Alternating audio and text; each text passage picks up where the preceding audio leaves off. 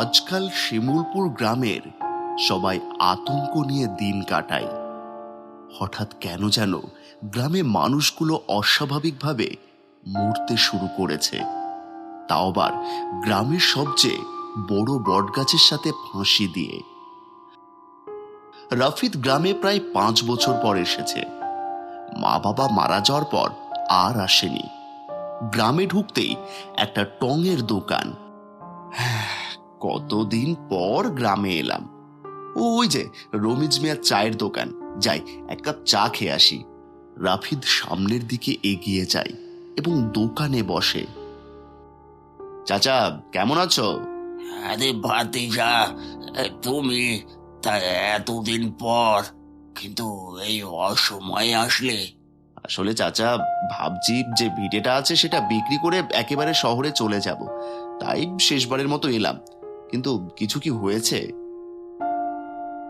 না না, কিছু না। আমাকে তুমি তোমার সেই মজাদার দুধ চাটা করে দাও তো, কতদিন খাইনি। এখনই দিচ্ছি, তুমি বসো। রমিজ মিয়া চা বানাচ্ছেন। রাফিদ এদিক ওদিক গ্রামের পরিবেশটা দেখছে। আচ্ছা চাচা, গ্রাম এত শুনশান কেন? তোমার দোকান তো সবসময় মানুষে ভরপুর থাকতো। গ্রামের বিহাল দশা রে বাজান, গ্রামটা দিন দিন শূন্য হয়ে যাচ্ছে।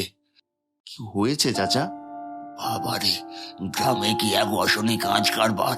একের পর এক মানুষগুলো বট গাছে ফাঁসি নিচ্ছে। মানে গ্রামের মানুষ ফাঁসি নেবে কেন? জানি না বাপ, মানুষজন ভয়ে কুঁকড়ে আছে। পরপর 10 জন মানুষ মারা গেল। গ্রামে শোকের হাওয়া বইছে। কি যে বলেন চাচা, মনটা কেমন জানি করছে। সবারই একই অবস্থা বাবা, কেউ দোকানে আসে না, আমার দোকানও চলে না।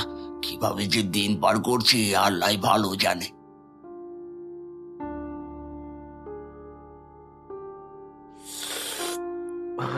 খুবই চিন্তার বিষয়। আসছো যখন সাবধানে থেকো, বুঝলে? সে ঠিক আছে, আমায় নিয়ে অত চিন্তা করো না চাচা।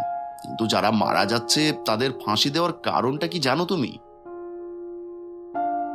না বাবা, ভালো মানুষগুলো কেমনে কি করতেছে কে জানে। পরিবারের মানুষরা কি বলে? পারিবারিক কোনো ঝামেলা? না রে বাপ, সবার এক কথা, ভালো মানুষ বেদ হলো হাসি খুশি, কিন্তু আর বাসায় ফেরে না। তাদের পাওয়া যায় গ্রামের বটতলায় ফাঁসি দেওয়া অবস্থায়। কোনো কারণ ছাড়া মানুষ ফাঁসি দেবে? এটা কিন্তু অযৌক্তিক লাগছে। আচ্ছা, আমি এখন যাই গো, আবার কাল আসবো। এই নাও চাচা তোমার বিল। আরে বাপ, এতদিন পর আইছো, বিল দেওয়া লাগবে না। কি বলো চাচা? এমনিতেই তোমার ব্যবসা ভালো যাচ্ছে না। নাও নাও। রমিজ মিয়ার সাথে কথা শেষে রাফিদ চিন্তামগ্ন হয়ে গ্রামের রাস্তা ধরে হাঁটতে শুরু করলো।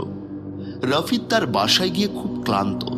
সে বাসায় গিয়েই তার বিছানায় শুয়ে ঘুমিয়ে পড়ে। রাতে মানুষের আর্তনাদ ও কান্নার আওয়াজে ঘুম ভাঙে তার।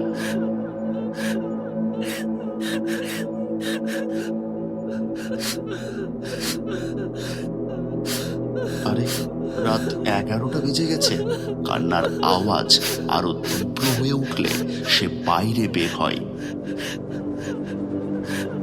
পাশের বাড়ির উঠোনে বসে একটা বাচ্চা মেয়ে কান্না করছে মনে হচ্ছে।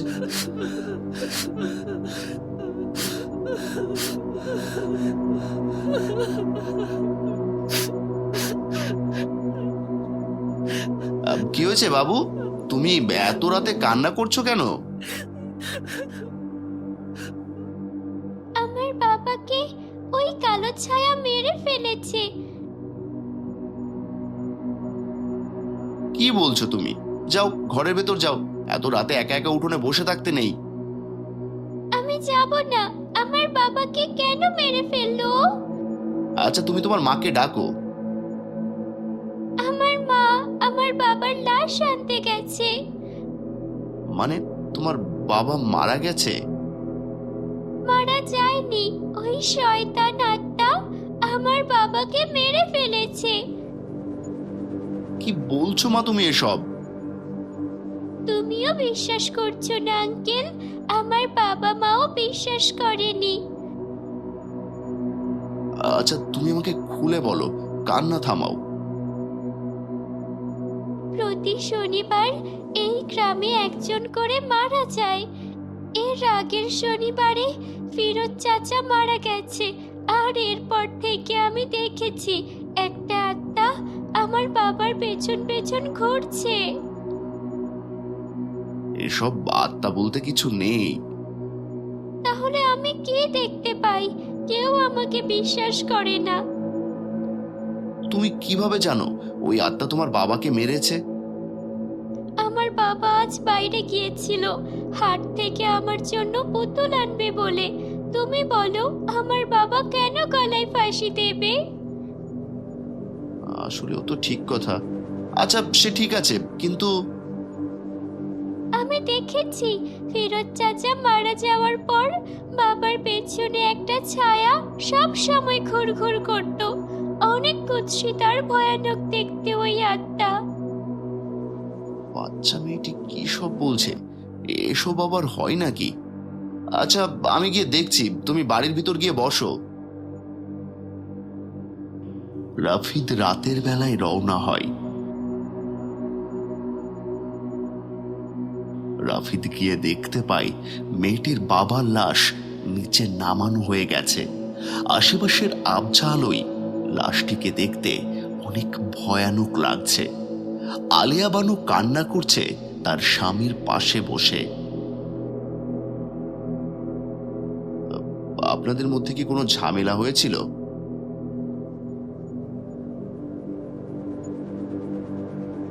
রাফিদ দেখতে পায় লোকটির হাতে অনেকগুলো বড় বড় আঁচড়ের দাগ, গালেও আছে কয়েকটা।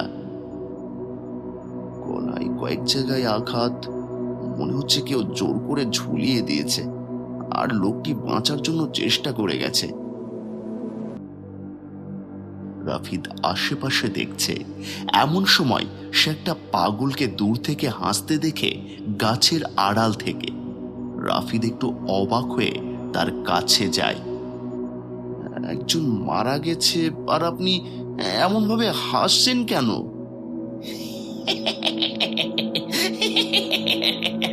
কেন, তুই জানিস না আমি পাগল? গ্রামে নয়া আসছিস নাকি? যে পাগল সে কি নিজেকে কখনো পাগল বলে? বড্ড বেশি কথা বলিস তুই। বেশি কথা বলিস না, তাহলে ও তোকেও ছাড়বে না কিন্তু। কে ছাড়বে না? কিন্তু আর কিন্তু কি? ও সবাইকে মারে না, তুই তো কোনো দোষ করিসনি, তাই তোর কিছুই হবে না। যারা মারা যাচ্ছে তারা কি দোষ করেছে? ঘোর অন্যায় করেছে, ঘোর অন্যায়। আমার মেয়েকে ওরা মেরে ফেলেছে। এখন তো ওদের মরতেই হবে। তোমায় তোমায় বলেছিলাম এসবের মধ্যে যেও না, বলেছিলাম আমি। এখন আমার আর আমার বাচ্চা মেয়েটার কি হবে? হ্যাঁ, রাফিদ অনেক প্রশ্নবিদ্ধ মন নিয়ে পাগলের কাছে জিজ্ঞেস করার জন্য সামনে তাকায়, কিন্তু সামনে তাকিয়ে আর কাউকে দেখতে পায় না। গ্রামের সবাই লাশটা নিয়ে চলে যায়। রাফিদের মনে অনেক প্রশ্ন গড়মিল। সে বাড়ির পথে হাঁটতে শুরু করে।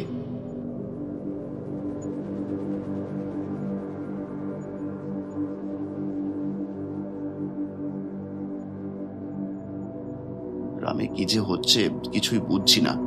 এত ঝামেলার মধ্যে কেউ জমিটা কিনবে বলেও তো মনে হচ্ছে না। কালই চলে যাব ভাবছি, কিন্তু গ্রামের ছেলে হিসেবে তো আমার দায়িত্ব এই গ্রামের বিপদীদের পাশে থাকা।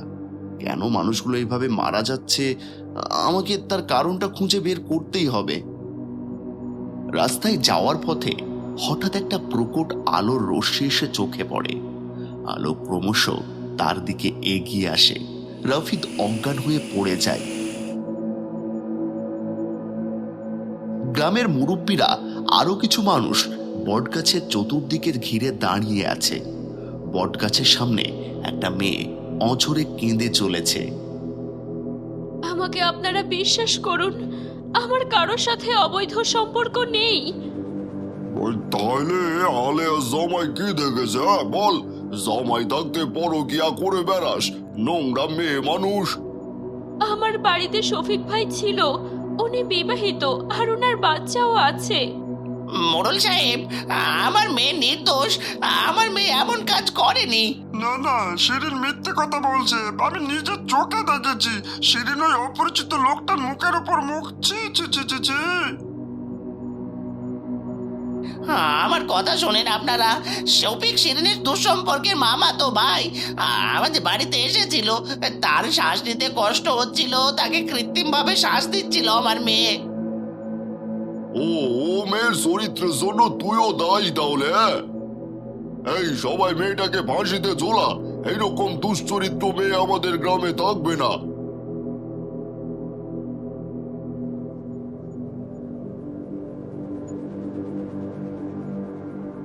বলেছিলাম, তোকে বলেছিলাম বিয়ে করতে, করলি না তো। এবার মর।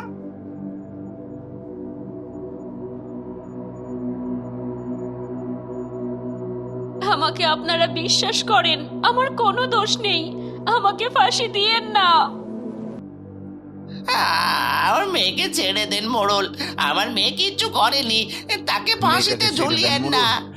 মেয়েটাকে আমি ছোটবেলা থেকে দেখছি, অনেক ভালো মেয়ে মোড়ল। মোড়ল কোনো কথা না শুনে শিরিনকে ফাঁসিতে ঝুলিয়ে দেয়। আমার উপর এই জুলুমের হিসাব আমি নেব।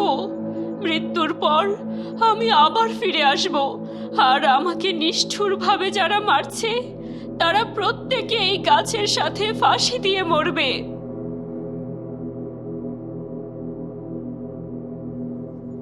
শিরিনের ফাঁসি হয়।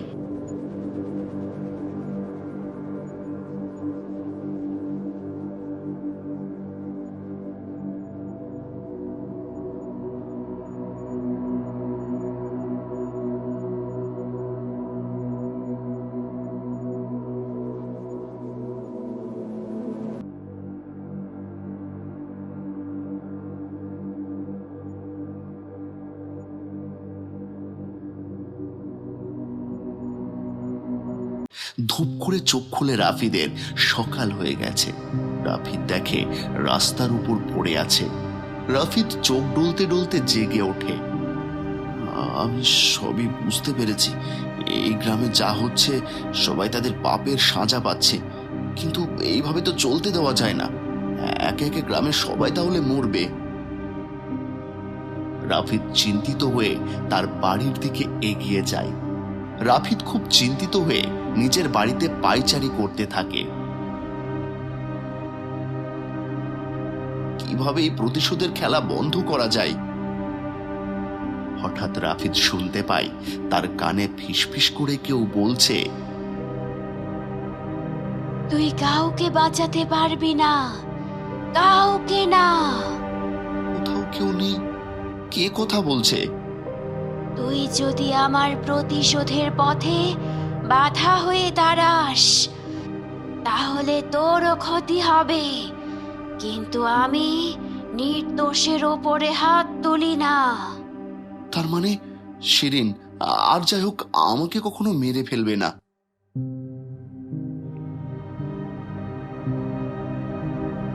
গ্রামের সবাইকে তার পাপের সাজা পেতে হবে।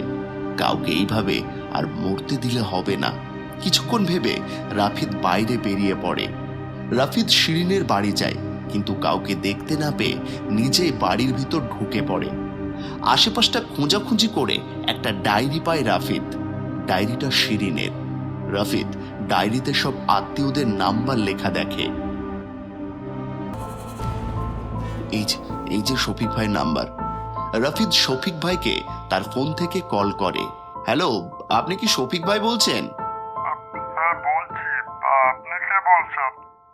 আমি রাফিদ, শিমুলপুর গ্রাম থেকে বলছি। আপনি তো জানেন সবাই মিলে শিরিনকে ফাঁসিতে ঝুলিয়েছে। মেয়েটার সাথে আমার কি সম্পর্ক? যখন আপনার জন্য শিরিনকে ভুল বুঝে ফাঁসি দেওয়া হচ্ছিল, তখন আপনি ছিলেন কোথায়? তখন আমি ইন্ডিয়া ছিলাম আমার অসুস্থতার জন্য। আপনি এখন যেখানেই থাকুন শিমুলপুর গ্রামে আপনার মেডিকেল সার্টিফিকেট নিয়ে দ্রুত চলে আসুন।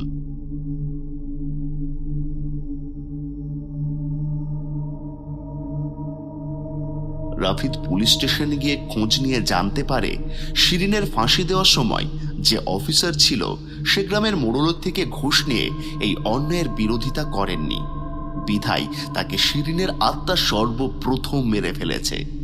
এখন স্টেশনে নতুন পুলিশ অফিসার এসেছে। নতুন পুলিশ অফিসার রাফিদকে বলে, গ্রামের হঠাৎ বটগাছে ফাঁসি দেওয়া মৃত্যুগুলো সম্পর্কে আপনি তো সবই জানেন। হ্যাঁ, সবাই কেন যেন আত্মহত্যা করছে। এটা আত্মহত্যা নাকি অন্য কিছু আপনারা তদন্ত কেন করছেন না? শুনেছি এর আগের পুলিশ এই কেসে প্রাণ দিয়েছেন, তাই ভয়ে আমরা গ্রামের এই বিষয়ে নাক গলাতে যাই না। কিন্তু এবার যে নাক গলাতে হবে। মানে? যা বলছি সেটা করুন, নয়তো আপনারও প্রাণ সংকট। কি করতে হবে বলুন? গ্রামের সবাইকে বটতলায় ডাকুন, গ্রামের প্রত্যেকে যেন বটতলায় উপস্থিত থাকে। গ্রামের সবাইকে বটতলায় ডাকা হলো। আর এখন শফিক তার মেডিকেল সার্টিফিকেট সহ উপস্থিত হলো। সবাইকে আমার কথাগুলো মনোযোগ দিয়ে শোনার জন্য অনুরোধ করছি। আমাদের সবাইকে অশুভ জায়গায় কেন নিয়ে আসা হয়েছে? আপনারা সবাই মিলে একজন নির্দোষ মেয়েকে হত্যা করেছেন, আর তার মাসুল গ্রামের প্রত্যেককে দিতে হচ্ছে। কি বলতে চাচ্ছ তুমি? কি বলতে চাচ্ছ? শফিক, তোমার সার্টিফিকেট গুলো দাও। দেখুন সবাই, শিরিন সত্যি কথা বলছিল।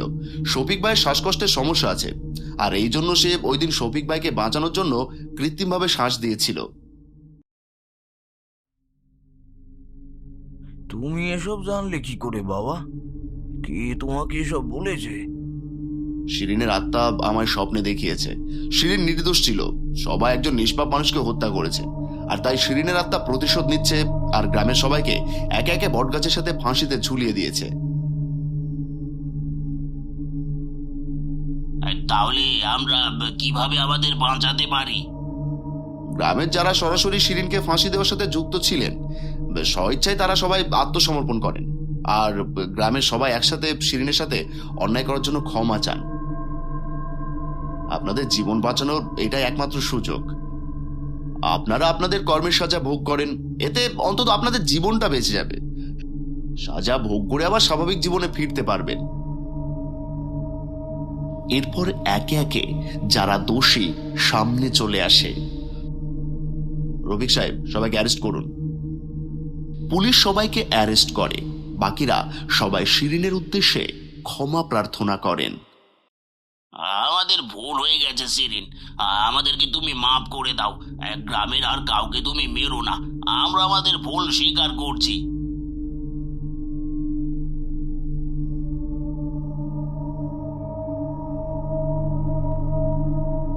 পুলিশ দোষীদের নিয়ে যায়, সবাই বাড়ি ফিরে যায়। রাফিদ তার বাড়ির দিকে ফিরে যেতে শুরু করে। হঠাৎ একটা ঝোড়ো বাতাস রাফিদের পাশ দিয়ে বয়ে যায়। ধন্যবাদ রাফিদ, আমার আত্মা শান্তি পেয়েছে। এখন আমি চলে যাচ্ছি। রাফিদ কথাগুলো শুনে একটা প্রশান্তির হাসি দিয়ে আবার হাঁটতে শুরু করে।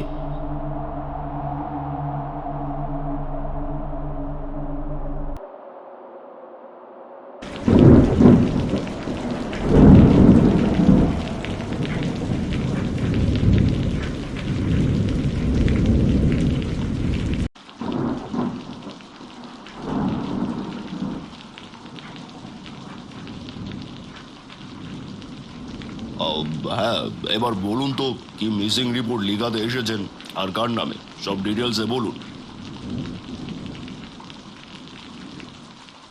কি হলো মশাই, এভাবে বসে না থেকে বলুন, আমার আরো কাজ আছে তো নাকি? Yes sir. আরে বোবা নাকি আপনি? বোবা হলে রিপোর্টটা লিখবো কি করে বলুন দেখি? তাতে কেউ এসেছে নাকি আপনি একাই? না স্যার, আমি একাই। এই তো, এবার বলুন ঝটপট। কান্তকে কোথাও খুঁজে পাচ্ছি না স্যার। কান্তকে। আর উনি কে হন আপনার? আমার বোনের স্বামী। একটা অ্যাক্সিডেন্ট করে রাস্তার পাশে পড়েছিল গাড়িটা। ওকে কোথাও খুঁজে পাচ্ছি না। আমার বোনের স্বামীও। ওকে কোথাও পাচ্ছি না স্যার, কোথাও না। আপনি শান্ত হন। এই নরেন, এক গ্লাস ঠান্ডা পানি এনে দাও তো। থানার বড় সাহেব এক কনস্টেবলকে পানি আনতে বললেন। পানি আনতেই নয়ন কাপা কাপা হাতে গ্লাসটা নিয়ে ঢকঢক করে পানি গিলল। ওকে দেখে স্পষ্ট বোঝা যায় কোনো কিছুতে খুব আতঙ্কে আছে। বড় সাহেব কিছুক্ষণ থেমে আবার প্রশ্ন করল নয়নকে। এবার বলুন তো কি হয়েছিল আসলে? আমার বড় বোন দুর্গা, বয়স 22 বছর। বিয়ের বয়স হওয়ায় বাবা ওর জন্য পাত্র দেখছেন। দিনটা ছিল শুক্রবার। কান্তর পরিবার দুর্গাকে দেখতে আসে।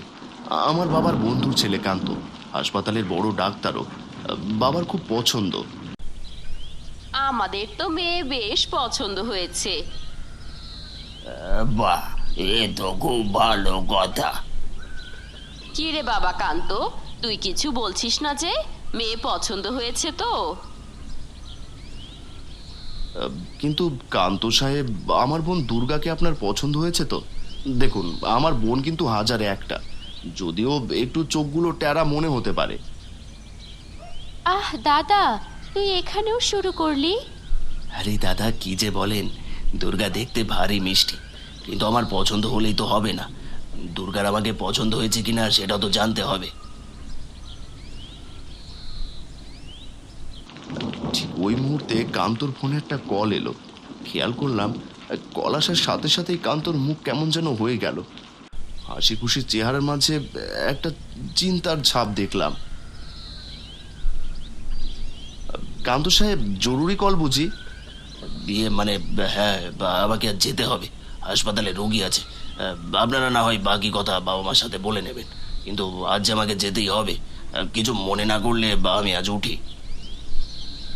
না না কান্ত সাহেব, কোনো সমস্যা নেই, আপনি নিশ্চিন্তে যেতে পারেন।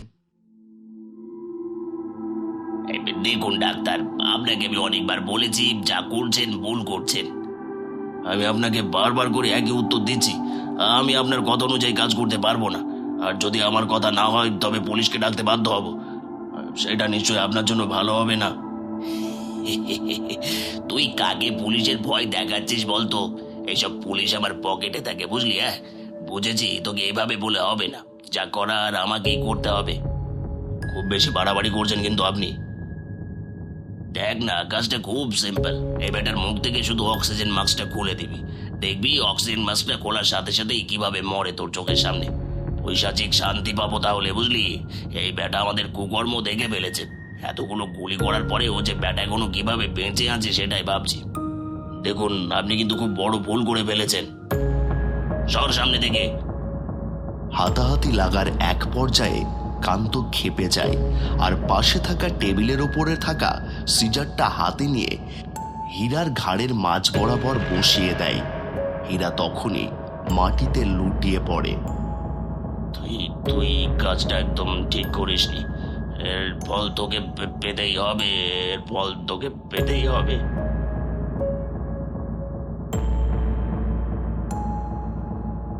হীরা মারা যায়। রাত তখন 2:25। হাসপাতালে কেউ নেই বললেই চলে। কান্ত কি করবে ভেবে পায় না। অবশেষে কান্ত হীরার লাশটা হাসপাতালের পেছনের পুরনো কুঁয়োতে ফেলে দেয়।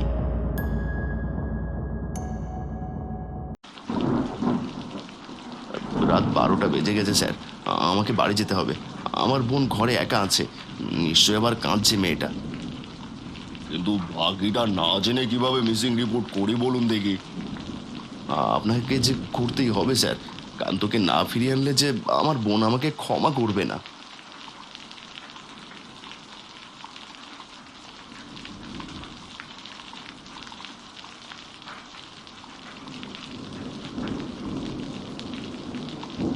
বুঝলি নরেন, এই কেসটা মনে হচ্ছে এভাবেই লিখতে হবে। তাছাড়া তো উপায় দেখি না দারোগা বাবু। আর ছেলেখানা যেভাবে বলে গেল। হ্যাঁ, ছেলেটাকে দেখে কেমন যেন লাগছে। যাই হোক, ছেলেটা তো বাকি কাহিনীও বললো না। আমরা এক কাজ করি, এই ছেলের কথা অনুযায়ী হাসপাতালে গিয়ে একবার খোঁজ নিয়ে আসি, দেখি যদি ওই লোকের দেহটা উদ্ধার করতে পারি। কেসটা তাহলে আমাদের সহজ হয়ে যাবে। ঠিক আছে দারোগাবাবু, তাই করুন। থানার বড় সাহেব তাই করলেন, সাথে 2-3 জনকে নিয়ে গেলেন হাসপাতালে। ওখানে খোঁজ নিয়ে কিছু জানতে পেরে নয়নের কথা অনুযায়ী হাসপাতালের পেছনের কুয়ো তল্লাশি চালায় এবং সেখানে কিছুই পায় না। এক প্রকার চিরুনি তল্লাশি করেও তো কিছু পেলাম না। নাকি আবার এই হাসপাতালের কর্তৃপক্ষ আমাদের কাছ থেকে কিছু লুকোচ্ছে, নাকি আবার ওই ছেলেটাই?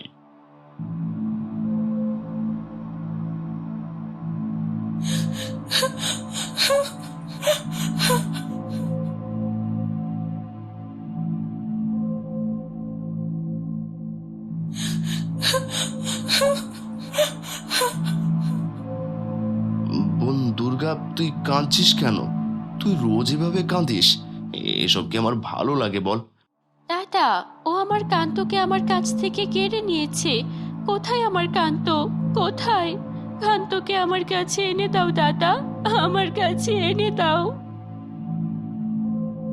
কাঁদিস না বোন, আমি পুলিশ স্টেশনে গিয়েছিলাম, ওরা ঠিক খোঁজ নেবে। তুই এভাবে কাঁদিস না, তুই কাঁদলে যে আমার খুব কষ্ট হয় বোন।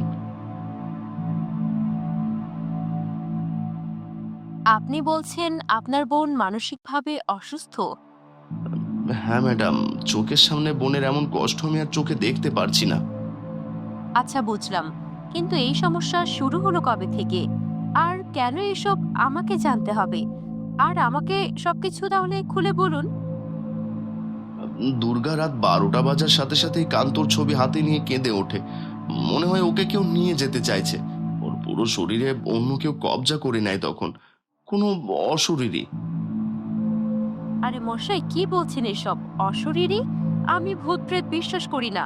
এইসব আবার হয় নাকি? আজগুবি গল্প বলছেন। না, আজগুবি গল্প না। যদি আমি সেদিন না জানতাম তবে আমিও বিশ্বাস করতাম না। বলুন, কি হয়েছিল?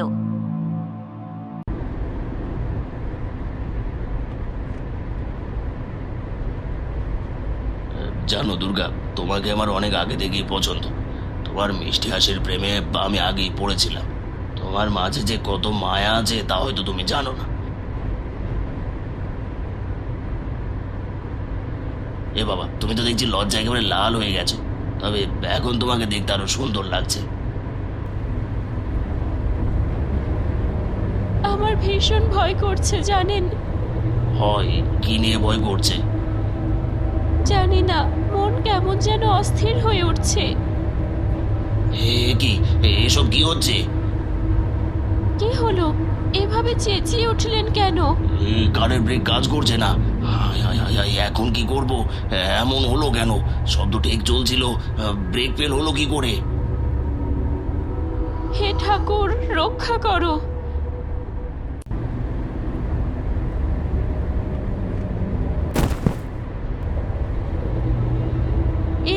কি কি দেখছি আমার চোখের সামনে?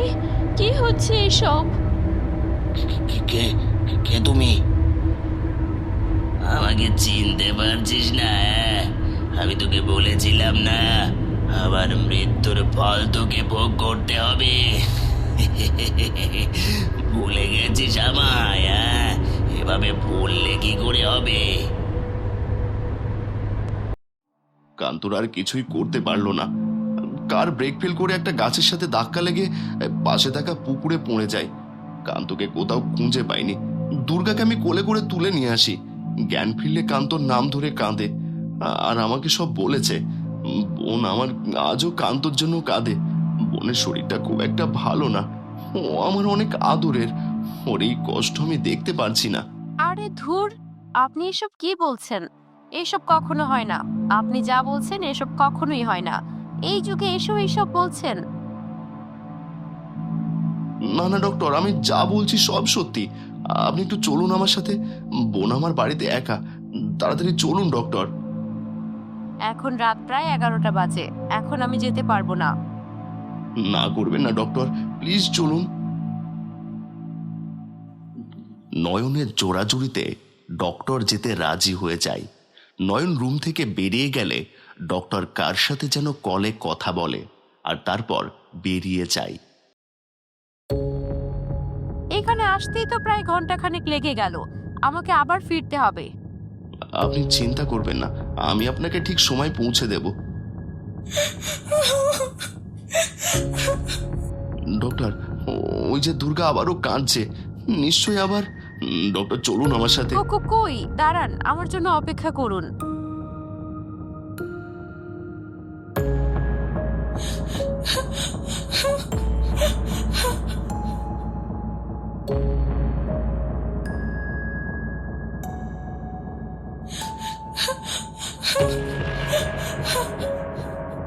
কি হলো বোন?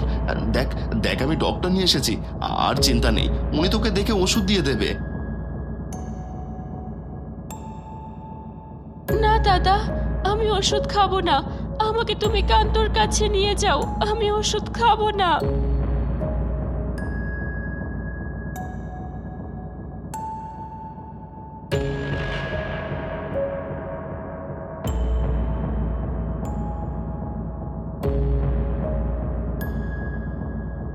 দেখুন না ডক্টর, ও বলছে ওষুধ খাবে। ওষুধ না খেলে কি করে হবে বলুন দেখি? আমি আসলে ও কি দুর্গা, কোথায় যাচ্ছিস? বোন বোন দুর্গা, তুই কোথায় যাচ্ছিস? এই থামুন, কোথায় যাচ্ছেন আপনি? জলদি আসুন। ডক্টরকে সাথে নিয়ে নয়ন ছুটল দুর্গার পিছু পিছু। দুর্গা গুনগুনিয়ে গান গেয়ে এগিয়ে যাচ্ছে সামনের দিকে। বহুবার নয়ন পিছু ডাকল, কিন্তু দুর্গা একটাবারও পেছন ফিরে তাকালো না।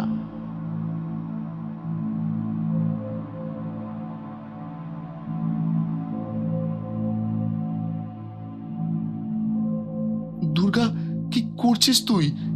এখানে কেন এসেছিস? জানিস না এখানে আসা তোর মানা? দাদা, ওই যে দেখো, পুকুরের জলে কান্ত আমাকে ডাকছে। তোকে ছেড়ে যেতে দেব না আমি দুর্গা, তুই আমার একমাত্র বোন, তোকে আমি কোথাও যেতে দেব না, কোথাও না। আমাকে তুমি ছেড়ে দাও দাদা, কান্ত আমার জন্য অপেক্ষা করছে। না বোন না, দুর্গা। অবিনাশ বাবু, আমি ডক্টর রীতা বলছি। আপনাকে যে রোগীর কথা বলেছিলাম, আসলে আমার ধারণাই ঠিক হয়েছে। আপনি একটু আসুন, ঠিকানা হলো।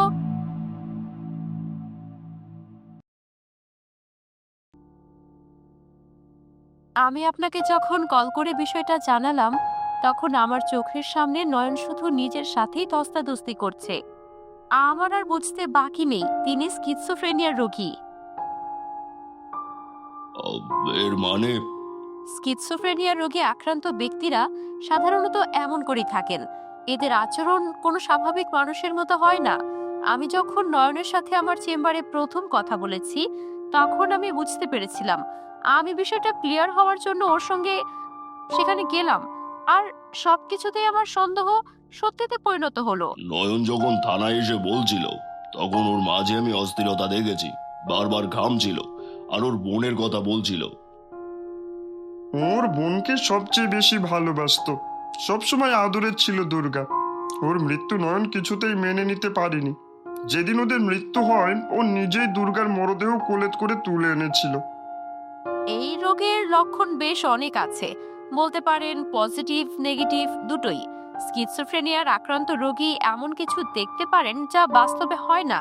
তাছাড়া সে হ্যালুসিনেশন, মানে সে কানে কন্টিনিউয়াস কোনো সাউন্ড শুনতে পারেন, বা যে জিনিসটা তার প্রিয় তা তিনি বারবার উপলব্ধি করবে, কোনো স্পর্শ পাবে, যেগুলো আসলে একদম ভিত্তিহীন। ছেলেটাকে যোগে যোগে রাখতে হবে। আপনারা চিন্তা করবেন না, আজ থেকে আমি ওকে আমার সাথে নিয়ে যাব।